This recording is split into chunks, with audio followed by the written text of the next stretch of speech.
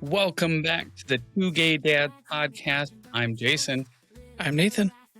And before we get started, we have an update from Scouting America. It turns out that the Pentagon may have exaggerated. That's a shocker with Pete Hegseth running the ground.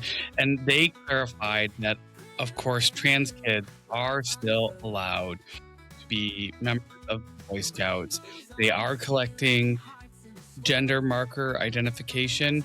People can choose whatever they would like, but that's around where they do overnight camping trips so they can separate the kids appropriately. So kudos to the Boy Scouts for coming up and doing what so many other institutions like Harvard and Yale and others wouldn't do, and standing up against the Trump administration as they just exaggerated the outcomes that they have. Shocking, shocking, shocking.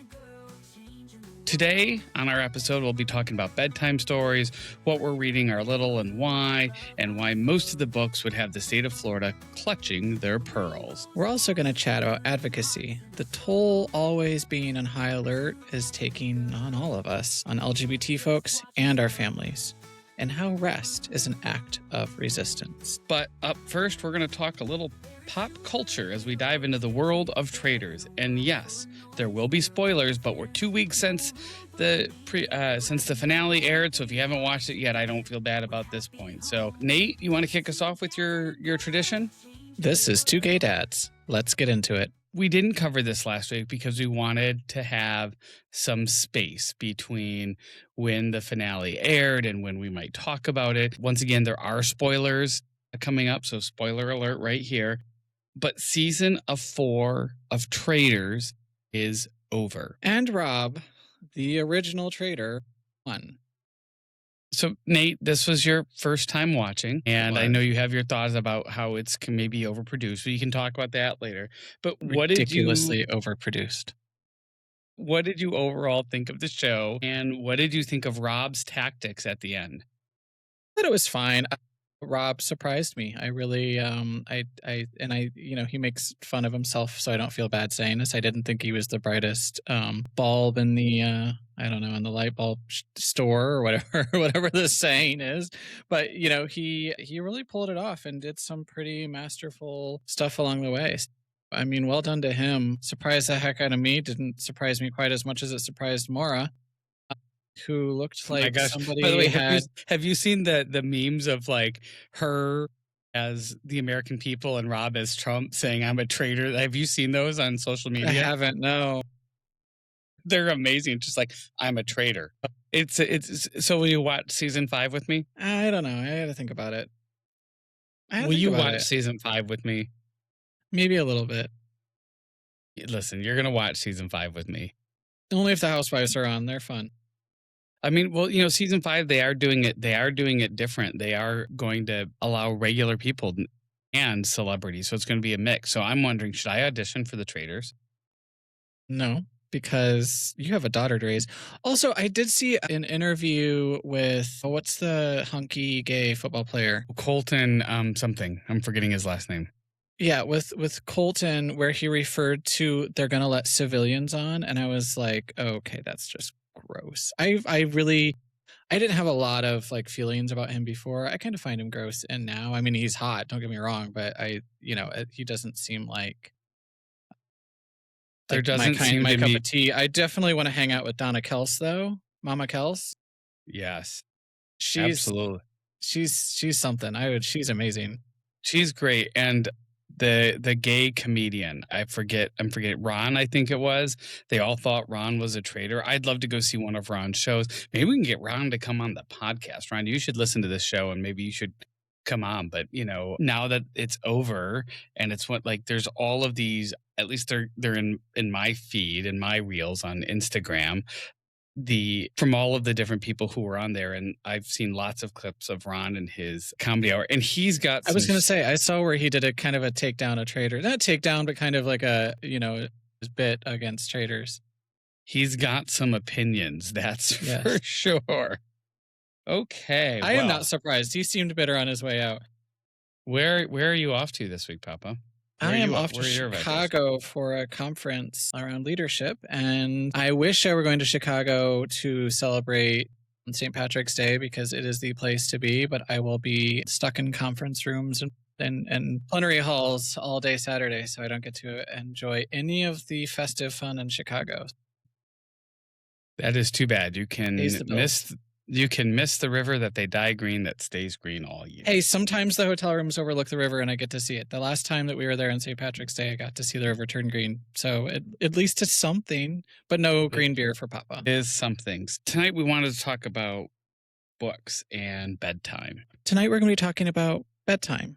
I just put our little to bed, and we're going to talk a little bit about some of the stories that we have going on in our house. You know, bedtime is when we pass on who we are and who our kids are, and we bring in these anonymous fairy tales to tell the stories of people of mystery and maybe who never existed. And in our house, we tell a lot of stories about pioneers like Bayard Rustin and Marcia P. Johnson, rooting our daughter in the lineage of courage, care, and stubborn honesty. I would also just say that when we use inclusive and age appropriate tales, we're not indoctrinating kids, we're humanizing other cultures, our culture, cultures that may be different from ours. And this helps them become resilient and teaches them that as an everyday practice so that they value community and planning alongside of bravery. And they normalize complex identities by making real people part of nightly rituals. By reclaiming the bedtime script, we as caregivers, we give the next generation permission to inherit a history that's full of grit, tenderness, truth that haven't always been taught and sometimes are tough to tell. So, Papa, what's your, of all the bedtime books that we have, and I think Lizzie has well over 100 books on her bookcase downstairs, what's your favorite to read to her? I like those cardboard books that you can read really quickly. Um, no, my favorite book is The Wonky Donkey. And I love, and this is probably sounds bad, but I love to read Wonky Donkey after I've had a couple glasses of wine because I make myself laugh. She thinks it's hilarious. Not that I'm like, and don't get me wrong, I'm not drunkenly stumbling into her bedroom to read her stories.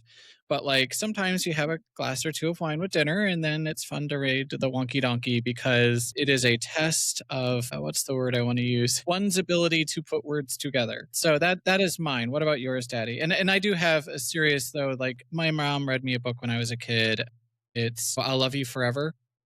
I'll love you for always, my baby you'll be. We and I did go through when Lizzie was born, and so I took the one that my mom read to me that was given to me, and I put it in her memory box, and then I bought a second version of it, and I went through and I rewrote all the pronouns. So it was from Papa to her, from Daddy to her. So which like when you're reading a story, sometimes if you don't change it, you're gonna miss it. So I did that as my like amazing favorite book that I'll love forever. But yeah, Wonky Donkey is my favorite fun book. What about you, Daddy? I mean, in terms of fun books, I like Click Clack Moo, which is about the cows that go on strike. And it should surprise nobody that I like that book, where the cows self organize themselves for better working conditions in there. But, you know, in terms of kids' books that bring in cultural relevancy, you know, we had during the 2024 election, we had Kamala Harris's kids' book. And I think that during the election season, Lizzie would refer to Kamala as her bestie. And she's even, there's a video of when she actually was on the rope line and got to give Kamala Harris a high five and got a hug. And it was just this beautiful embrace that we were able to have for her. But you know, that was a moment that humanized character. There's the story of Black Girl Hair that we have downstairs. I'm blanking on the name of the book at the moment, but some of these cultural sensitivity books, all of the books about adoption or Papa's Coming Home by Chasten Buttigieg, that talk about families like ours, that represent families like ours, or families that are look different than ours, to help Lizzie see them as a normal everyday part of her life in this pretty homogenous place we currently live. The one that came to mind, and I had written this in my notes earlier today, and then lost my notes, so I had to look it up really quickly. The one that I was important to me that we have is it's called The Proudest Blue, and it's about a little girl who comes to the age where she needs to start wearing a hijab, and she has a beautiful blue, Yes. and her younger sibling kind of not understanding this and then being so proud of her sibling at the end of it. It's a beautiful book. I had the honor of working with and this is especially important right now because, and this is why I wanted to bring this specific book up. Just this week, a Republican congressman said that Muslim people have no place in American society. And my response is no, people like him who have hate in their hearts and are nothing to contribute but that are the people who don't belong in American society.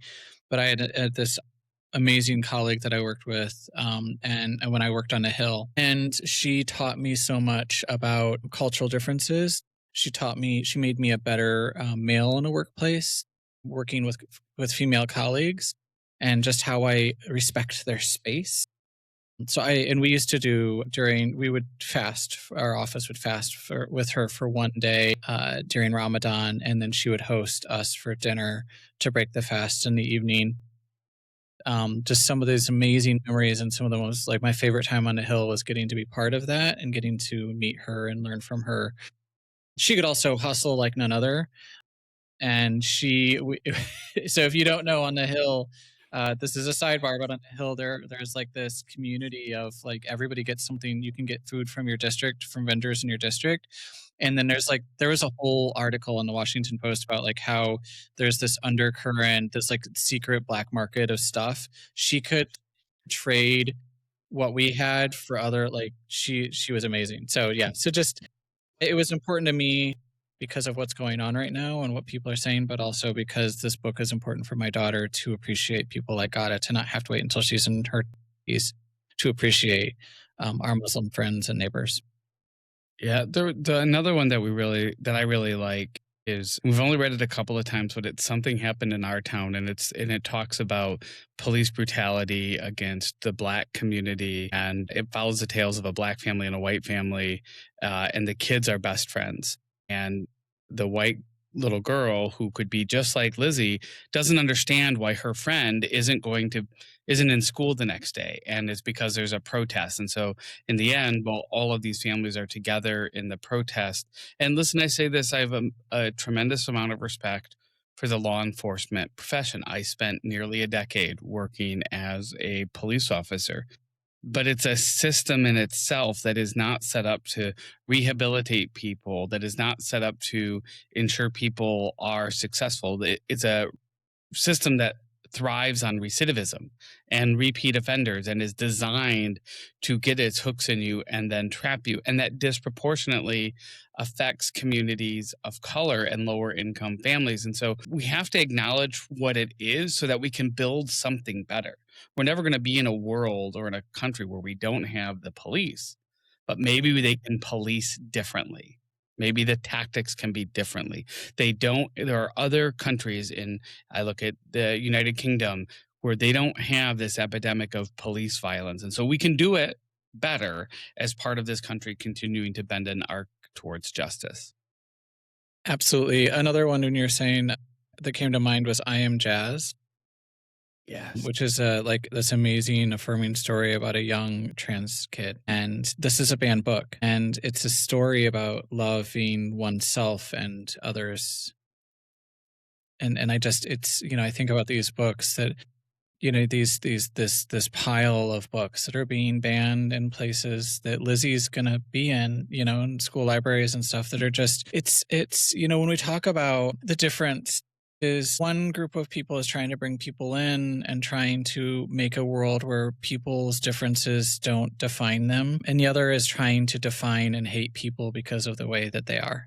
So it's just like, when we say it's like it's black and white, it is black and white in that way. There's very little gray area in it. And so how do we bring up our daughter? And these books are like how we bring up our daughter to be somebody who calls people into her life, who calls people in to be near her because she loves them and she wants to have a mutual respect and love for people in her community.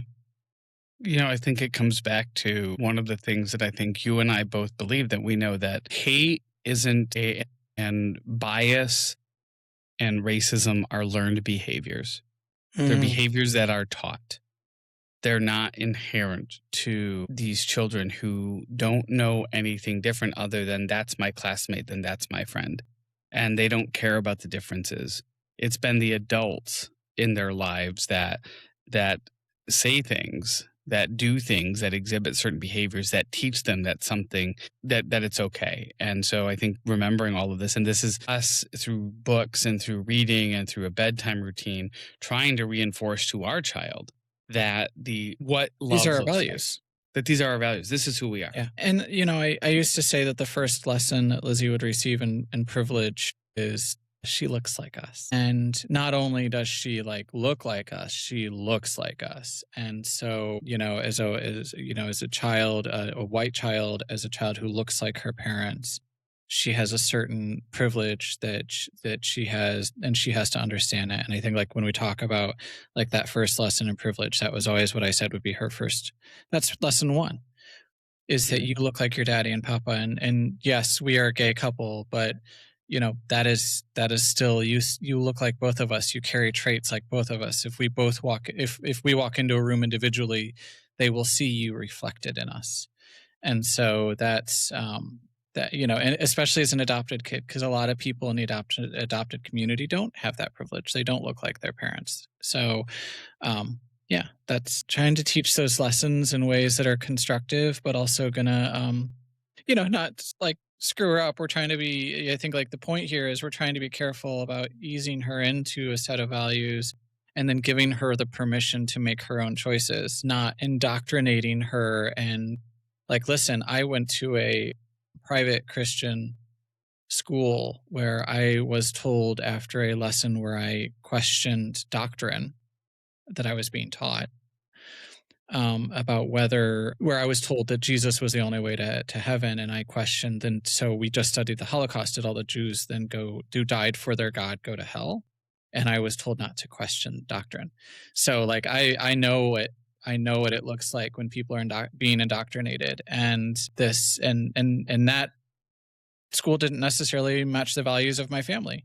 It was where I had to go because I was being bullied, but I know what it looks like. We're not doing that. We're being very intentional not to do that. And I think most LGBT parents out there would say we are being intentional not to indoctrinate our child. We want to give them the keys, and then they get to choose the door that they open and what they do with that information. Well said, Papa. Well said. So, do you want to share a few of our books that are kind of on our to buy list and on our future reading list that we've heard about that we think other people might benefit from knowing about as well? Yeah, there's Pride, the story of Harvey Milk. It's a short bio style picture book about civic courage. We need a lot of that these days. Thank you, Boy Scouts, again. I apologize for calling you out before you had a chance to respond. Well, listen, we're in an environment where the sad part is there was a time when we might have given them the benefit of the doubt.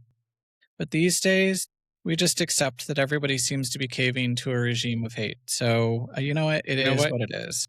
You know what? You're right. I don't apologize for calling them out. Maybe that helped push them to make the right decision, but I will applaud the fact that they responded with courage. There it is. The other, When Aiden Became a Brother by Ryan T. Higgins, gentle trans affirming family story. Jillian is a Mermaid by Jessica Love is a gender creative, joyful picture book. I Am Jazz, I mentioned that earlier, You sure and did.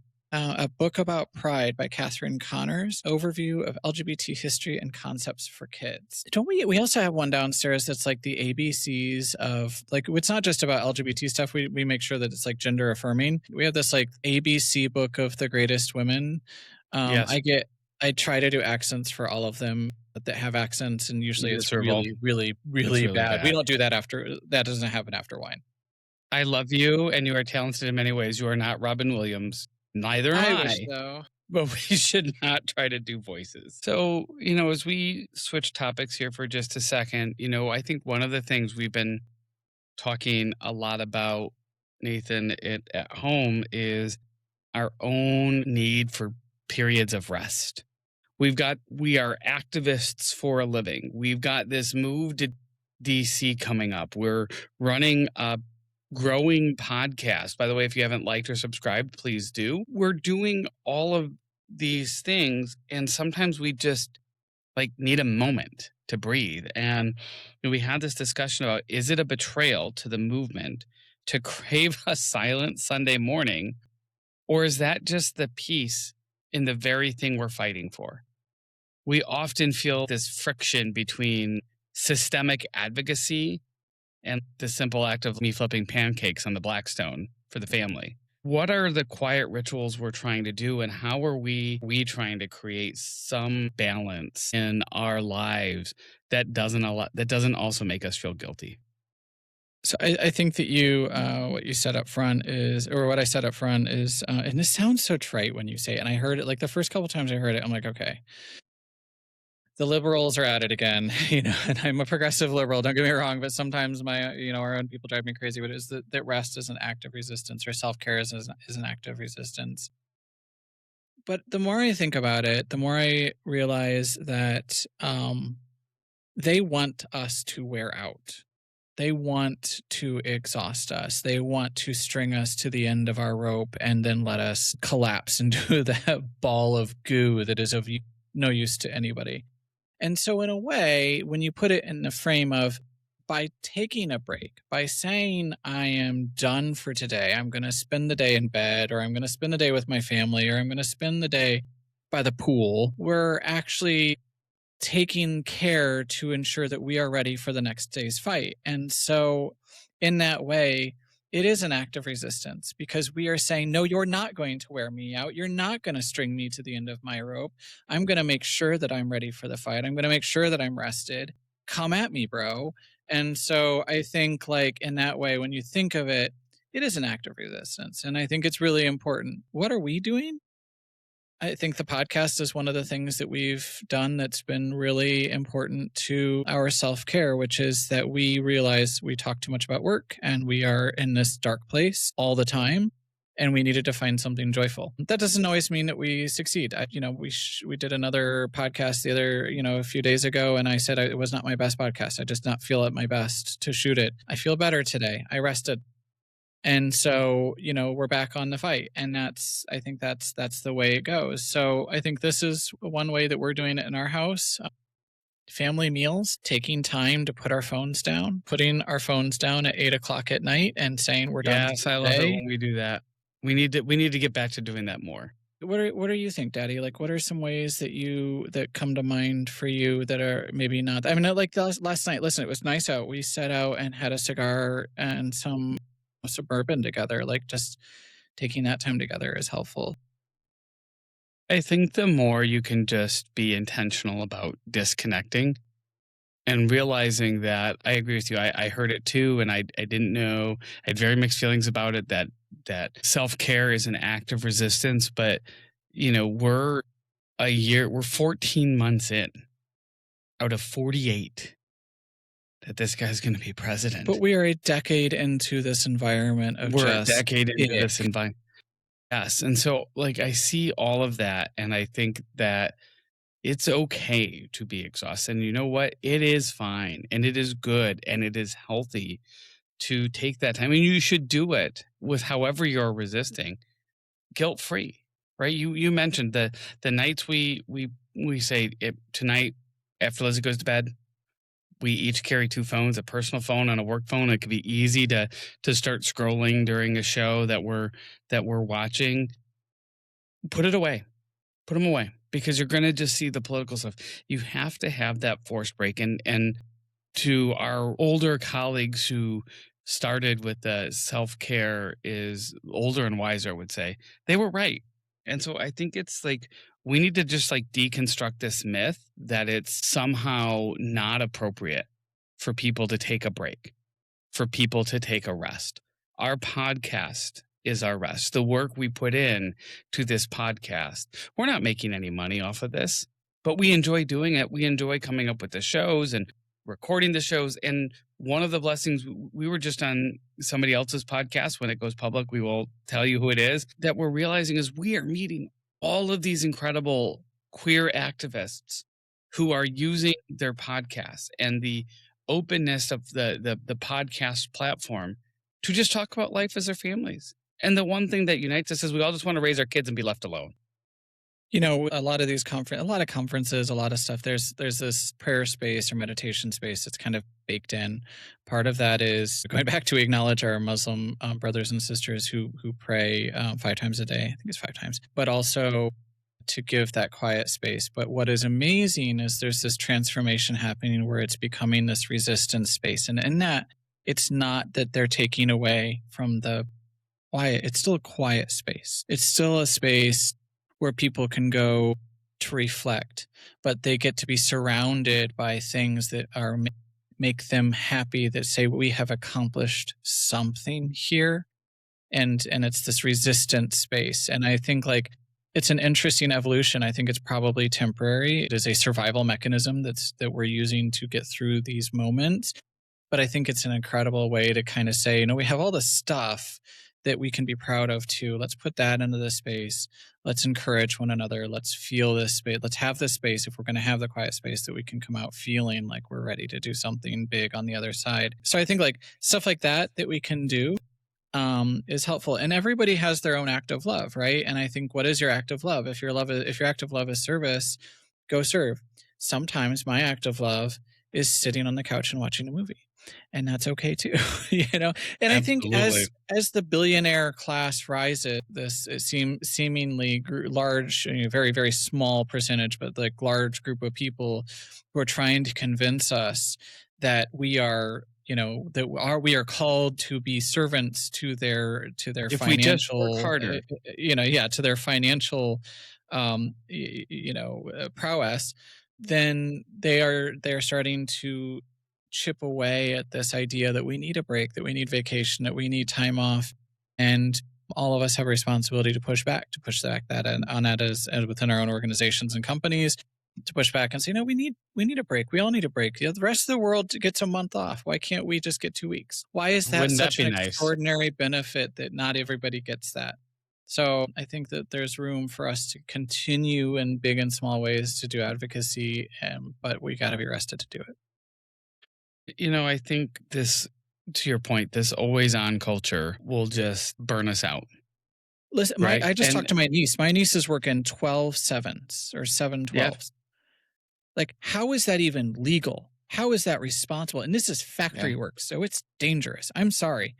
That's messed And up. my That's and just my messed up. cousin, who's an electrician at a factory, was just mandated for the entire month of March, 7 days a week, 10-hour shifts for 31 straight days. That's not safe. That's not healthy. All the overtime in the world isn't worth that. And so to make a company and shareholders more money, you're not going to see increased profit sharing. They're not going to come back to you at the end of the year and say, hey, remember that thing you did in March? Here's a $10,000 bonus. They're going to say, well, no, you got paid overtime for that, so we already compensated you for that. Yeah. Hogwash. What about quality of life? I mean, even he was Henry Ford was a freaking Nazi, and he understood that. Like, Right. it's just so. And I think if Uh, creep, if creep guilt's in, it creeps in, or if guilt, sorry, if guilt creeps in, which it will do, it's important, when you face that, to name it, to set a boundary, and to, and maybe that's an hour of distracted time, or work free room, or going to that space that you need, and then treat that ritual as strategy and keep using it to continue to build yourself up, because it's getting exhausting out there. I love we used our offices were closed for a while, and we were in this space. It was like a WeWork type space. And they had these rooms that you could go and close the door, and it was soundproofed. And it wasn't like you see on TV where they all go in there to scream. We were in there because that's where meetings could happen. Like, you could do your virtual meeting, but it was amazing to just go in and close the door and just be like, right. I think the other thing that many of us aren't good about along the way is celebrating the small victories that pave the pathway to bigger victories. So there have been victories along the way, right? Trump getting rid of Kristi Noem. We've talked about my experience in Minneapolis the day Renee Good was murdered. We've talked about that. Getting rid of Kristi Noem, I'm not saying the guy they replaced him with is any better, but that's a small victory. And we should take a minute and we should celebrate that small victory and that small act of resistance. Every time there's a court ruling in our favor, the Supreme Court refusing to hear the case on the first case on marriage. Now they'll probably hear the next one, right? But we can't just be in this doom space. We have to be okay with the fact that we have had small victories, because that also is going to feed our soul. When you feel like you've done something, when you can look at your work and say, I did that. Just getting people to come out in the streets is a big deal. I mean, we Yes. live in a time when people can be pretty selfish, or, I'm an introvert. Listen, like, I want to be on my couch. You got to really piss me off to get me out of the house to be on a picket line. But there we were at the No Kings protest in our small town, So I think like just With getting people 1,000 people. like A just getting people thousand out people. there, that's a big deal. And so, and that's a victory too. Just getting people to say something, to stick up for their neighbors. It doesn't always have to be big. Sometimes it's just the little stuff, but that's what sustains us, Man, hold your quiet as a part of the work. When you return to the streets or the mic or the inbox, having had it, you'll speak truer. You will last longer on the fight. Like if you can just hold on to those things and then get back out there, because we need everybody. So craving a quiet Sunday isn't a betrayal. It's not a prize, but it is fuel for our soul. And I think that's the theme through everything we've said is the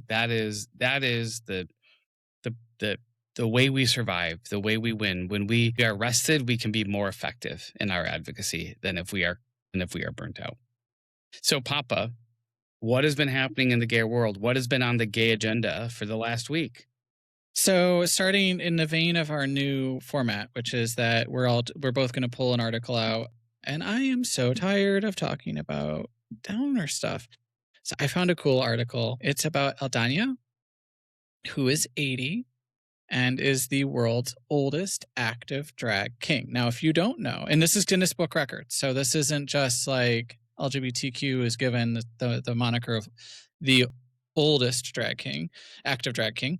It's Guinness record. So Aldana is 80 and has been doing drag king. So let me explain this really quickly, because I don't know if people know, and some of our listeners are not newer to the LGBT community. So you got drag queens, which is men who dress like women for entertainment purposes. A drag king is a woman who dresses as a man for entertainment purposes. So Aldana started in 1965. Can you imagine? Wow. Yeah. Wow. And she talks in this article about just like how closed and hard it was, doing private parties, and everybody was very careful. So it was a really cool story. And so her decades of artistry paired with her community service, including fundraising during the AIDS crisis, cemented her legacy as a trailblazer and a caretaker within queer history. And so today she's finally catching up after doing some Pride honors and PR interviews, and she goes through the article talking about just celebrating the generations of LGBT elders that she's one of that have paved the way to continue to shine. So it's a really special article. I'm asking you, and I always yell at you when you do this without prompted. Can you post? I hope we can post the article. It's very sweet and well done. Well done. That's incredible. And you said she's still she is still performing? Yep, she still performs. Well, he, a drag king, so performance name, he is still performing? Yes. Pronouns are complicated. Like, they matter and we need to get them right. But they're so I mean, when's his next show? Can we go? Can we hop I on an don't know. airplane? I'd love to. And I did not put it in my notes, because I have these like summary notes, where she is from. I think it's like the Southwest. So this isn't exactly California or the coastal elites. I think that she's more in Arizona, New Mexico, but I could be wrong. So don't quote me on that. So yeah. Well, it's a good story. It made me happy and I needed it. So there we go. What do you got, Daddy? Well, I'm also going to try to keep it happier and more light beat. I'm going to talk about Don Lemon. So you've had to have been living under a rock to have missed the fact that the former CNN anchor who's turned independent journalist, I'll be honest, he was never my favorite anchor at CNN, but he's grown on me since he's become independent, was arrested for doing his job in Minneapolis during ICE raids. He was arrested inside of a church. He was then indicted on more crimes. But he recently had the opportunity. He was the host of GLAAD, which is a LGBTQ organizations with two A's. They track gay and lesbian appearances in the media. That's their mission, and to try to equalize the representation on those platforms. And he said a line, and I'm gonna read it to you because it really stuck out to me, and I think it goes with what's kind of been the theme of today's episode, which is don't be afraid. They want you to be afraid. The way you combat the bully is to stand up to them. The metaphorical, emphasis on metaphorical, thing to do is to punch them in the nose. If someone is trying to intimidate you, you have to take a stand and show them you are not afraid. Mm. And so we have talked all about, we've given Boy Scouts credit for them standing up and saying, no, we will not do this. We've called out people who have folded, but I think we need to continue to lift up the people and the organizations who have the courage in the face of unprecedented legal challenges coming at them from the federal government, like a Don Lemon, to say enough, and I'm going to fight. And my act of resistance isn't going to let you put me back in the closet. It's not going to make me run and hide. It's going to be, I'm going to go continue to be out there and be the same journalist that I have always been because I know I'm not breaking the law. And so I think in these moments when we have people who stand up like that, we just have to say kudos, congratulations, thank you, thank you. And I hope that your courage inspires others. You know, in our community, we have a mantra that is holy, and it is silence equals death. Mhm. If we don't speak up, we lose. It's not enough to just be. You have to be something. The mantra after the Holocaust that came out from the new Jewish state of Israel was never again. And I would argue, I don't think it was a mantra, it was a promise. And it was a It was a promise that promise. It was a we as promise. humanity made to each other, that the Jewish community made to the world, and that we made to the Jewish community, but also to each other. And we have not lived up to that promise. We have not. Genocide still happens. It is still happening in the world, and we have not done enough. And so we are all commissioned to do better. But yeah. So let's get to work. I'm sorry, but I feel fired up. By the way, That's I right. did look it up while you were looking at your article. Aldania is from Fresno, so I totally was wrong on that. Totally from California, I mean, so but still that- still brave as man. 1965. Woo. So, California is Southwest. that's true. I'm trying to give you some credit, right? I Right, mean, right. I know Not geography quite the is not your- conservative Southwest that I was imagining, but still, No, man, like no, not 65. I don't think it mattered. not at all. As we bring an energetic, fun episode to a close, Papa, as you get ready to leave us for 5 days, what did your daughter teach you? We were just talking about this the other day. We've been making a real effort to have conversation with her at the dinner table, and it is trying, but she's really hungry to understand things, and we're trying to teach her like the best way to ask about those things. But she's curious, and you know, what more could you ask for in a world where we need more curiosity and not less to have a child who is curious? So just well done to her. She's halfway there. You got the cards that have different question prompts that are supposed to lead to discussion. And, you know, I was so impressed with her tonight when she's like, hey, can we get the cards out? We said, no, not tonight. Like, let's just have a conversation. Why don't you ask Daddy a question? Any question you wanna ask. And she came up with one. And we had a whole conversation. The question was like, What was the hardest part of your day, and what was the funniest part of your day? Completely unprompted. She just pulled that out of thin air. Like, Yeah. So almost getting hit by a golf ball, funniest part of the day. she thought Hardest so part of too, as I recall. the day. Yeah, I've become more of a morning person, but man, 6:30 on that alarm clock just felt early today. Yeah. 5:45 is going to feel really early tomorrow when I get up to shower before I leave to go to Chicago. So I'm not looking forward Papa, to it. Papa, what was answer those questions I did. What was your hardest part and funniest part of the day? I think I don't remember what I answered to her. And now you've put me on the spot. So I think I'll start with the most interesting part of my day. We like to, so when before we do interviews, we do prep calls just to get to know each other. So when we start the conversation, it's from a place of kind of we know each other, which is like amazing because you get to talk to these people and you don't have like the spotlight on you to just get to know them.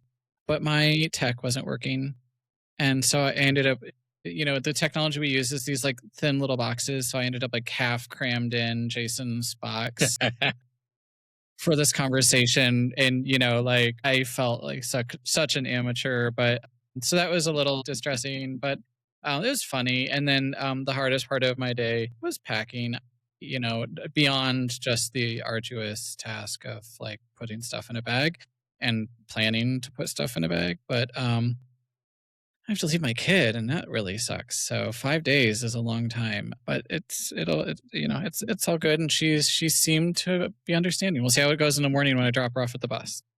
Yeah. So, Daddy, what did Lizzie teach you this week? She taught me, or maybe she reminded me, might be a better prompt this week, that she's in this age where she sometimes wants to be a grown up and sometimes she's just going to be your little toddler. And so we've been on this at the bus stop in the morning. We've been at this fiercely independent stage where we are not allowed to walk her anywhere near the bus. She wants to get out of the car and walk up to the bus by herself. Except today, she grabbed my hand and she said, "No, Daddy, I want you to walk me to the bus." Now, I don't know how I'm supposed to figure out when I'm supposed to do what and when I'm not. But you know what? I'll take her acting like that and asking for me to walk her to the bus a little more time. So that reminder that as much as she's growing up, and there's the saying that the days are long and the years are short, and as fast as that is as this time is going, she's still my little girl, and I just loved walking her right up to those bus stops today. She still needs her daddy. Everyone wants to feel needed. I need you too, Daddy. Well, this has been an absolutely wonderful episode. Listen, we want to, if everyone who watched the show or streamed the show just liked and subscribed, we could more than double our numbers. And that's how we're going to continue to grow our community. So please like and subscribe. Whether it's on Apple Podcasts or YouTube or wherever you're listening to your podcast, please go ahead and hit that like button and that subscribe button. Feel free to leave us a comment. It all helps with the algorithm. The other thing I'll say is we just did a whole refresh on our website. So if you know someone that you think should be a guest, or if you want to come be a guest on our show, there's a whole quick 3-question form that you can fill out, and we'd love to invite you into this community. We have met so many amazing people. We just met a fellow queer podcaster from Canada whose show we're going to be on, and she's going to come on our show in a couple of months. We've talking with Father Nedic. So there's this really cool community out there, and we'd love for you to be a part of it. So if that interests you, go over to our website, twogaydads.com, and click on the Be a Guest tab. And with that, I'll say, I'm Jason. Nate. Onward. Onward.